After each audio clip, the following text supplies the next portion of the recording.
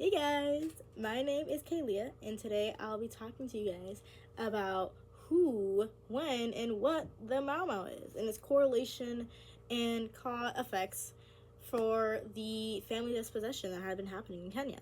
So, what's the Mau Mau? Like, what, who, or mainly who is the Mau Mau, right?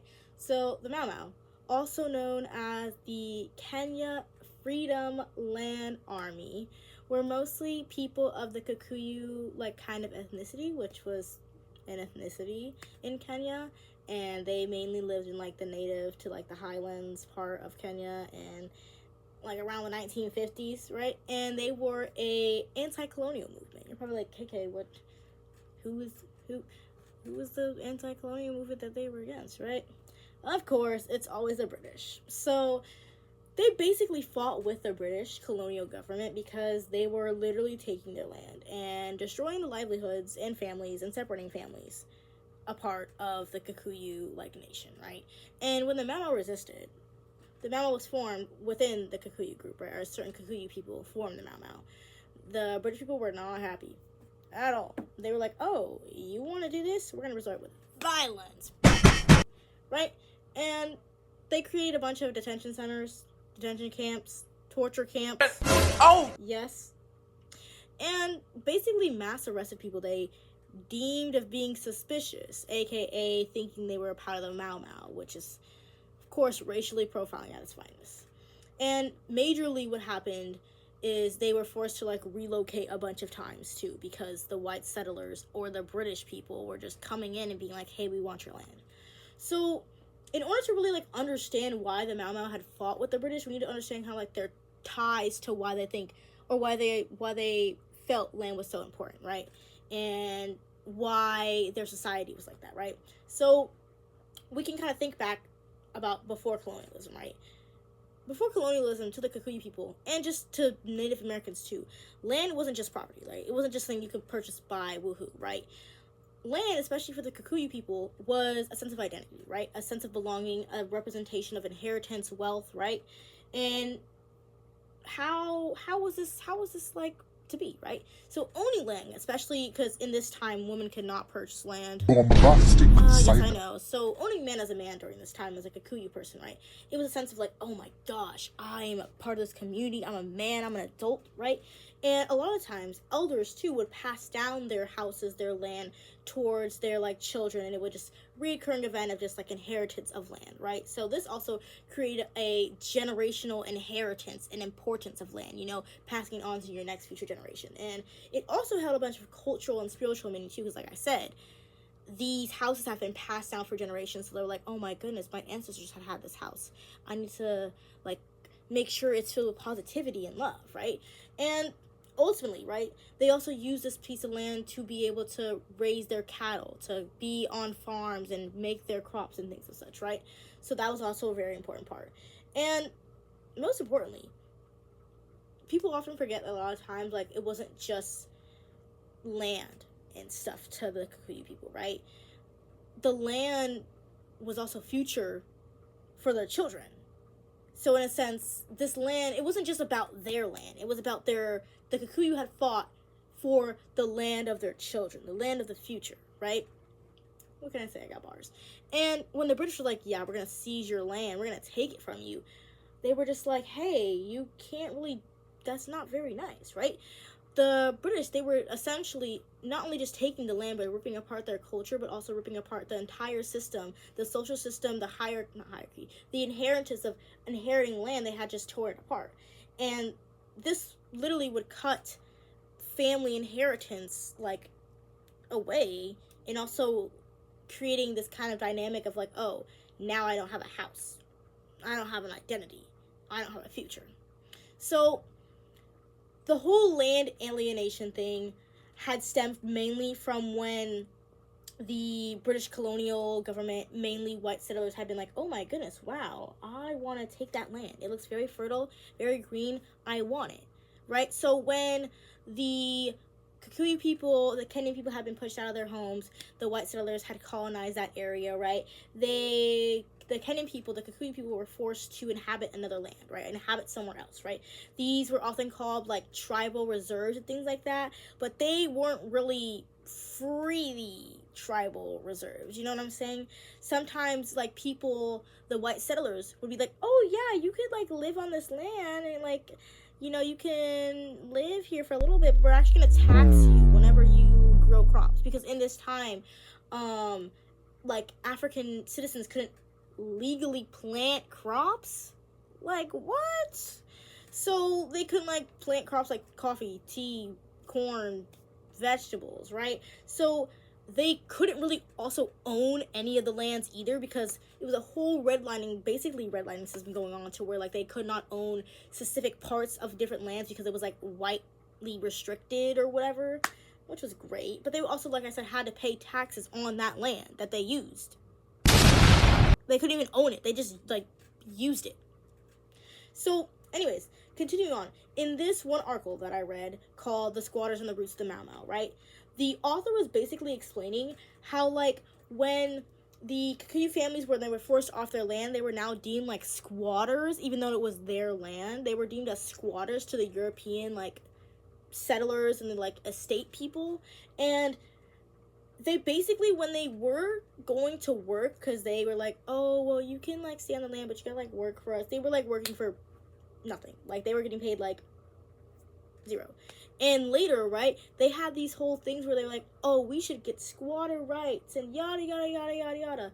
And the colonial people, the colonial government, they're like, no, you actually don't get any rights at all. And a lot of people had become homeless because of that. And it was just crazy. It was so crazy. Like, the homeless epidemic was like all the way up there. And a lot of young men, because like I said, it wasn't like, it was mainly families who were impacted, but mainly young men who were impacted, because they were the only ones that could own homes. So like when they didn't have home, they had to go and search in the city for work. And the whole thing about passbooks, the whole thing about having to be here because a white man said you could be here. But that's a whole other story. And this impact was just one out of the many type of things, right? It wasn't just like an economic impact. It was also like a family kind of impact as well, right? Because if you didn't have a house that you could inherit, you didn't have a house that you could pass down to your children. You didn't have a house that you could house your family in, right? So it was no longer inherited land because the white people had taken it, right? So this also, think about like this, right? They also had land where they put their crops in. So now they couldn't even grow crops. So they lost not only their inheritance, they didn't not only lose their place of like source of resources and income, right? Because a lot of people who were Kikuyu who had land that they farmed on were farmers, right? So not only did they lose their food resource, but they're also their income resource, which ultimately ended up in the whole family dispossession thing of entire lineages, like generations being taken out of the ground and just thrown away because of the white settlers, right? So ultimately they were like, wait a minute, this isn't right. We have to do something. These like British people, these British colonialismers and the white settlers are like kicking our butts. But sadly, the British were smart. They were like, wait a minute, why don't we just implement something called the indirect rule, right? So the indirect rule, basically, in a sense, is exactly how it sounds. They use pathways to create these rules, but they're not very direct. They're not very kind of like, they're like a little slithery snake in a garden, like moving its ways to implement something not too harsh, but it's like there. So basically what they would do is they would create these kind of roles and statuses, right? So they didn't just, the colonial government, they didn't just want to take the land and be like, oh yeah, we're going to be the evil guys now, haha, no. Because then that would already bring up the uprising. They decided they also needed to divide and conquer, right? If they could put the Kikuyu people against each other, they would be out of the equation. They wouldn't have any recognition to be like, oh, it's not us, it's them. So that's exactly what they did, right? So with the indirect rule, what happened is the British selected certain Kikuyu people to be these things called chiefs, which are also called like home guards, right? And the home guard individuals, they would be kind of like, imagine like the student pet, right? They were the teacher student pet. They would do all the policy enforcing. to the Kikuyu people. They would collect the taxes from the Kikuyu people. They would punish people that they think that were resisting the whole like colonial rule and things like that. They weren't really they were given benefits like land, money, power, all that stuff, but other than that, they were still also being oppressed. So it was kind of like a hierarchy status of, let's get the little hierarchy graph right here if you can, of the British colonial people, the Home Guards, and then finally the Mau Mau people, which were the Kikuyu people, but they then formed into the Mau Mau people, so we're going to say Mau Mau for now, right? So in this article, right, that I had read called Who Deserves to Die, right, basically it was talking about how the Mau Mau, when they did form, they weren't really going after the British white settlers. They were going after the Home Guards. So this means basically that the indirect rule worked perfectly how the British planned it to be, right? They had turned the Kikuyu people against each other, right? The Mau Mau people, they targeted the people who directly benefited from the colonial rule, or who they thought directly benefited from the colonial rule, which was the Home Guard people, even though they were not equally oppressed, but they were still both oppressed. One just got benefits because they were trying to be the teacher's pet to the colonial British Empire, things like that, right? So a lot of this kind of violence also came from them being like, oh, well, you guys have all this stuff and aren't getting as oppressed as we are.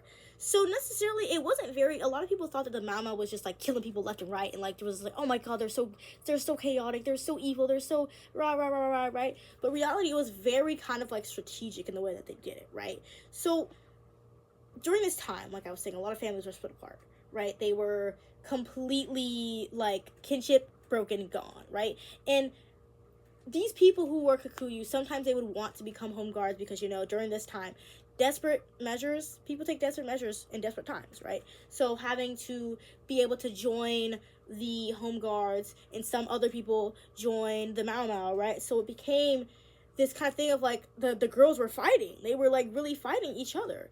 And communities that were once like united through like land and inheritance and community, whatever, right? Now they were fighting. So they were like, wow, this is really how the colonial power, how the direct rule, the indirect rule had worked for the better, for the British Empire, right? So not only did the colonialism like completely like dispossess like families off of their land, but it also brought kind of the dispossession between each other and like the kinship revoking the kinship from each other, right? So during this time, also, World War II was, like, super duper big, and a lot of civilians in Africa were helping supply for the soldiers in World War II, right? But this was really, really bad, because what happened was, right, during this time, a lot of the African citizens, like I was saying, were sending those resources to the soldiers when they barely didn't have resources enough. So they were already thinking, like, oh, if I gave these resources to soldiers, maybe I would get something back. They did not get anything back at all, right? So they were like, bro, we did all this work, we fought for you in the World War II, and we're not getting anything in compensation? What the heck is going on? So on top of that, wages were super duper low. They were being paid absolutely dog water. There were a lot of shortages of basic goods, right? Because we were saying that the people who were not going to work, mainly men, were going to war, so the women, they would stay behind and they would like do all the agricultural practices. But then, right, because they were sending so many resources to the soldiers, they barely had enough food for themselves and their children were starving. So a huge starvation just broke out, right? And also the rise of inflation, because all these goods were so scarce to get, so now a lot of people were upcharging for these goods. And then also continuing with the increasing of homelessness and the squatters, right? A lot of the colonial officials were demanding so much from African families, and even going to the point where they're like, yeah, you can't even have this XYZ amount of cattle. You're gonna have to decrease your amount of cattle. Mind you, many Kikuyu men didn't even have time to work on their own farms to produce for their families because they were doing so much other forced labor that the British colonial kind of government was telling them to do, right? So there was huge economic pressure, huge economic pressure, and a lot of families were at their breaking point. A lot of men and women, mainly women, since men were mostly kind of at the war soldier stuff, were struggling to feed their children. And this is what kind of was the breaking point. This is the calm before the storm. This was the this was the tornado before the storm, right? This inevitably like made what the resistance like spark off like a firework, right? So who were the Mau Mau? We already discussed like what the Mau Mau. No, we discussed who the Mau Mau were, but like what did they do? Like why did they fight? How did they fight? Like what was going on? So during the time, right, a lot of what the Mau Mau did was a lot of practices from like the Vietnam, and how like Vietnam soldiers had fought was like ambush. So a lot of times they would ambush, they would hide in bushes. Oh, see what I did there, right? So the whole kind of like hit and run tactics is what they relied on. And because they lived in like these like rural forest kind of like urban areas, it was very cool because they got to like camouflage in between and in the forest. And a lot of the British soldiers didn't really know how to like deal with this, because like in Vietnam they also were like kind of like what the heck is going on, because they didn't really know how to adjust to their tactics. So even though they had this like super like massive kind of like imperial military and these big old like weapons, they still were like, oh my god, I don't know how to deal with this. So one of the things that was really important in order to become like a person in the Mau Mau community was this little whole like oathing ceremony, right? So what happens is they would take an oath. I solemnly swear never to turn on my people and never to turn on the movement. And this would ultimately bring kinship, bring community. It brought the Kikuyu people together, because they were like, oh, we're fighting for a cause that we're not going to turn our backs against each other, and we're going to be brothers and sisters, and we're going to fight for this movement, to fight for our children, to fight for our future, and to fight for our land, right? So this was a whole thing. And the British were like, oh no, this is kind of scary, right? So another thing that they used to do too, to like show their commitment and to show their passion, was they locked up their hair, like my hair, right? So the lock kind of signified, kind of like I said, commitment, spiritual protection, all that stuff, and it really kind of like gave a sense of like community. And a lot of times, because they were like, oh my gosh, we need to really fight back, and the British were like, oh, you guys are so evil, why are you like using violence? It's literally is just giving them a taste of their own medicine. It's like, how would you expect somebody to continue to fight peacefully when you have been bestowing all this violence and all that onto my community, and not expect me to fight back too? I mean, hey, that's fair game. Like, a lot of people were thinking that the Mau Mau were just like so chaotic and like stupid, and like they just didn't know what they were doing. But in reality, the Mau Mau was very constructive. They were very strategical in the way that they did things, and they were very strategical in the way that they implemented their organization and the way that they moved around things, which I think was really cool. So what were some like major events that like really sparked the, oh my god, this is the Mau Mau type stuff, right? So first one, the one that was really, really big and was like, oh, was the assassination of this chief. I'm sorry if I botch his name, but I will do the correct pronunciation here, of Chief Raruhiru, right? So what had happened basically is the chief was low-key assassinated, and a lot of people were like super shocked, because he was like one of kind of like a main colonial collaborator or whatever, and it really did shock the colonial government. They're like, oh my god. And they use this event to really be like, guys, we gotta crack down on these Kikuyu people. We gotta make sure that they are donezo for, look at them, they're killing people, right? So that was that whole model, that whole kind of framework, that silicone jello they put on the Mau Mau, of being like, oh my god, they're all evil. So then this happened around like October 7th, 1952, right? Then now we go literally like not even a month afterwards, right? We're at October 20th, 1952. A huge state, like literally a state of emergency was declared. They were like, yo, we gotta get these Mau Mau people here out of here, right? They were like, we're gonna arrest people that look like they're in the Mau Mau. We're gonna make sure we keep them detained, and we put them in these camps to make sure that they will not be a part of the Mau Mau ever, ever, ever, right? So they even went as far as to like do unritual ceremonies, to like be like, oh, you made this oathing ceremony in the Mau Mau, now we're gonna unoath you, which is like actually crazy, right? So I think finally, let's go to like the kind of ending one, which was like in 1954, about how like they did this huge raid, the British colonial government, they did this they did this huge raid of like going into Kikuyu like communities of like taking the men, because even though they had no evidence that the Kikuyu men were a part of the Mau Mau, they just like took them into questioning, and then they took them, and they didn't know where they went. They literally just took them. So this obviously had a huge impact on the families, left them traumatized mentally, physically, and a lot of communities were definitely traumatized too from like them being racially profiled at the max, at the finest, right? So that was just one of the responses to how the British like responded to the Mau Mau, right? A lot of things that happened were mainly like detention camps as well. Like in this one reading called The Imperial Reckoning by I think her name was Caroline, right? She was basically saying how a lot of the British had like built these detention center camps that were used to also torture, like physically, mentally torture people of the Kikuyu who they thought were Mau Mau, right? Or part of the Mau Mau organization. And they also like worked them like heavily, like overworked them, like to the point where like they were getting physically and mentally tired.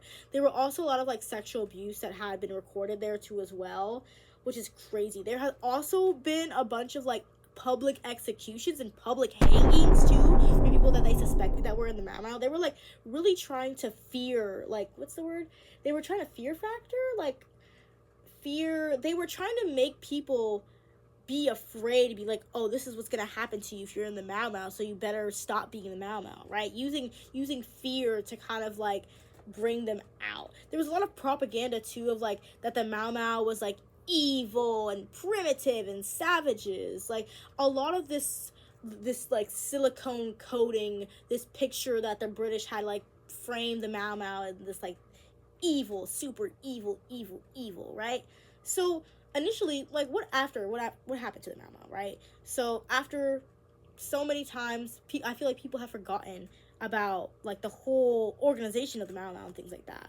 So to this day, like a lot of people who were affected are still affected. Like in Kenya right now, there is still a huge mass population of people who are unhoused. There are many like red line centers and red line areas to which like you can visually tell where the white like settlers had like settled their land, and where people were forced to like relocate, and the land was like never distributed back to the people of the Mau Mau either, or the Kikuyu people. Like it was, they just were like, okay, I don't care, right?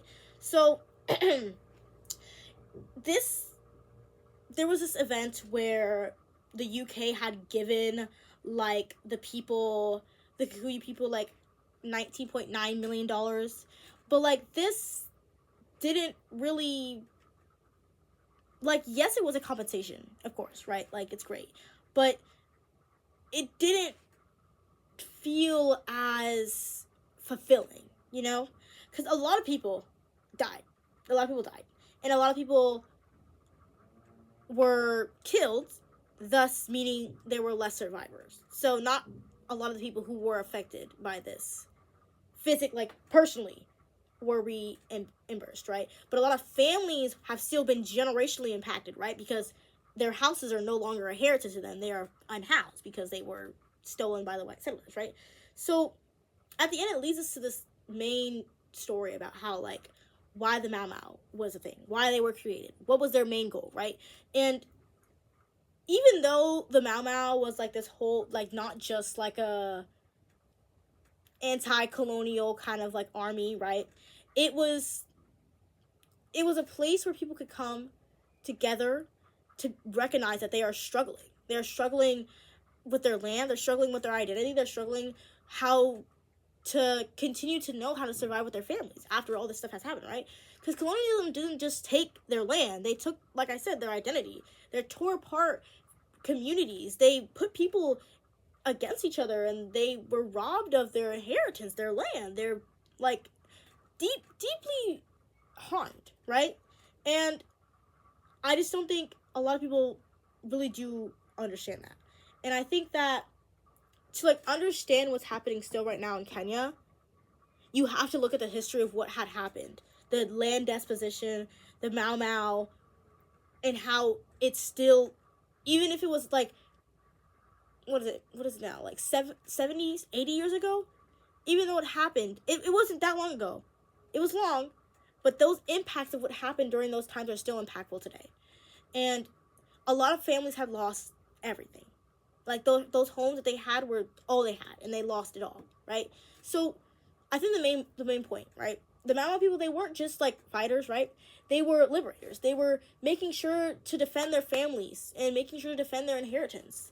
And that this dispossession that they faced and that they experienced, it still shapes how Kenyan people are today. It still shapes how society is in Kenya. And I think that overall, we need to still reimburse or figure out ways to continue to give land back to those people that had been, like, the land had been taken to them. And yeah, so that is my video. I hope you guys liked it. I hope you guys learned a lot about the Mau Mau. Thanks. Toodaloo.